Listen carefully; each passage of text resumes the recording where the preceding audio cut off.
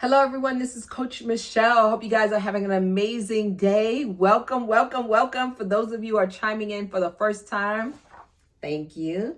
I hope you find a lot of value in my videos. There's tons and tons of videos here.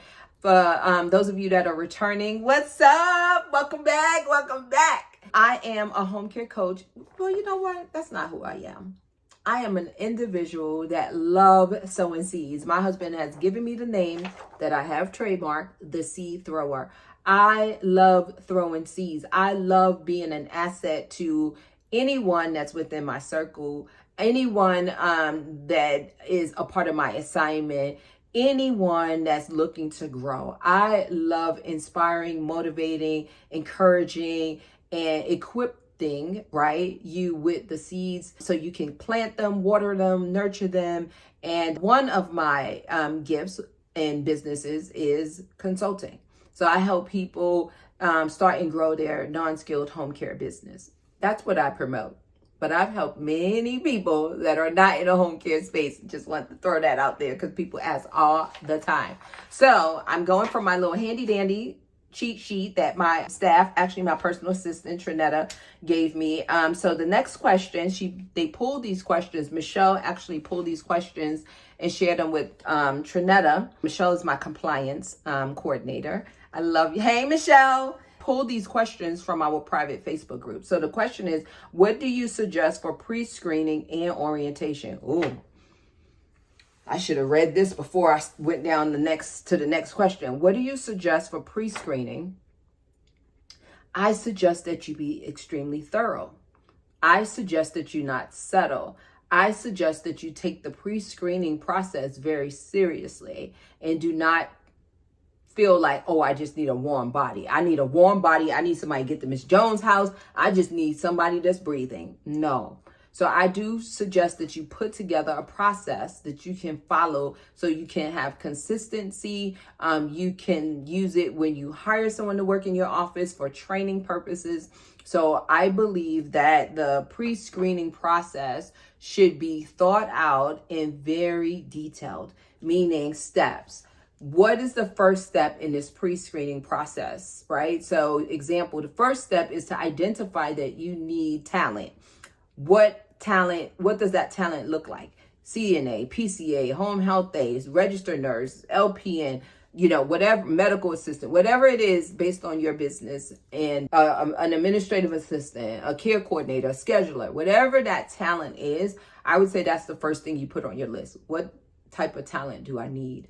What are the qualifications? So you're going to spell all that out, create your avatar for your ideal employee, right? And then you're just going to go through those steps. What do you do next, right? So now you need a job description. Now you need to post it somewhere. Before you post it, what are the details of that? How much are you, paying for this position? What are the qualifications for this position? Are there any incentives for this position? So you're going to go through that. And then once you post it, now you have to figure out, what's my process? What am I going to do once somebody applies? So then you go through that whole process. The person applied, what do you do after that? Then, once they apply and you have those next steps, and now you have an applicant. And then what do you do after that? How do you bring them in? When you bring them in, right, do you do a phone call? Do you talk to them? Is it virtual? Is it in person? So you walk through and you create that process that you can duplicate.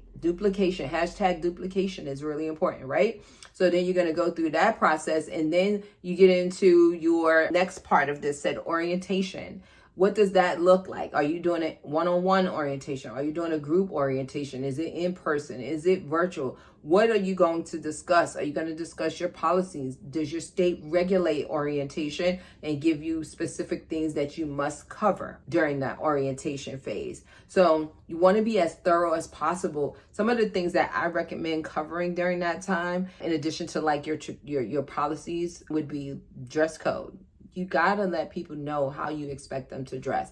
Definitely show up, right? You accept the case, right? Meaning you're gonna work with a client, we call them cases. What happens when you accept it? What happens if you call out? How do you call out? What happens when you call out? Talk about your disciplinary action process. If you don't have a disciplinary process, you need to create one, right? So just think about all of those things when you're walking through that process of pre-screening and orientation. So it's a very, not complex, but it is very detail oriented, because this is when you're really setting that foundation for your team. What is your culture? What is the culture of your business? What do you expect? And let me tell you this. This is also the time, this pre-screening, when caregivers and potential employees, will say applicants at this phase, when they really, find out who you are. Are you professional? Are you professional? How are they addressing you? Are they calling you by your first name? Are they calling you by your last name? How are you introducing yourself? How do you explain what you guys do? Why would someone want to work with you and for your organization? This is when you really set the stage on how that caregiver applicant transition into employee is going to treat you. So a lot of times people mess up during this process, and maybe that's why it's a question, right? So we have 13, well, more than 13 questions, because some of them have 2, right? So it's really important that you set the stage and show, that this is a professional organization, and you have rules and regulations, and you have, requirements, and you have processes in place, and structure, and you have a culture, right? So it's really important during this time, guys, to set the stage. So this is not when you're going to be unprofessional, and, you're going to, talk to them like they're your homegirls, and, you're going to laugh and joke and all. No, think about when you went on a job interview for a corporate position, right? Customer service. Hey, Chick-fil-A. You know what I mean? Anytime someone called you in and you went for an interview, think about your last 3 experiences. What did that look like? What was that process? How many interviews did you have to go on? Now, I don't recommend more than 1 interview in this industry. I don't. But I do want you guys to just get a piece of paper, get a pen and paper, and jot down your last 3 experiences as far as employment. And what was that process? And for those of you that have never had a job, think about your experience in school. So if you apply for college, what was that process? Or anything that has an intake process. What was that intake process like? So even if you went to, like my friend, Natasha, she has a performing arts school. And with that performing arts school, there's an intake process. So she just doesn't accept anyone, right? So she has prerequisites. There's requirements in order to get into her school, right? So just think about your last 3 experiences that dealt with intake, and see what you can pull from that, and how you can create your own, if your state, your regulated state, doesn't have specific guidelines pertaining to orientation. Before I go, I would always also say with orientation that I would recommend that they sign something. Sign a document stating that they attended orientation and that they understand everything that you just talked about. Very important. Very, very important. So you have something to fall back on when something doesn't go right. Oh, before I go, in orientation, definitely talk about your, not pay, right? Because you may be doing a group orientation, but definitely talk about when they get paid, when timesheets are due, if timesheets must be signed, all of those things surrounding pay. Everybody won't be paid. Everybody want to be paid. Everybody deserve to be paid. So you want to make sure you have clear discussion, if you will, answer their questions, if you will, regarding pay. Very, very important. Direct deposit. Do they get a check? Is the check mailed to them? Do they come to the office to pick it up? All of the logistics surrounding payroll. Very important. So guys, it's about that time. Click that bell.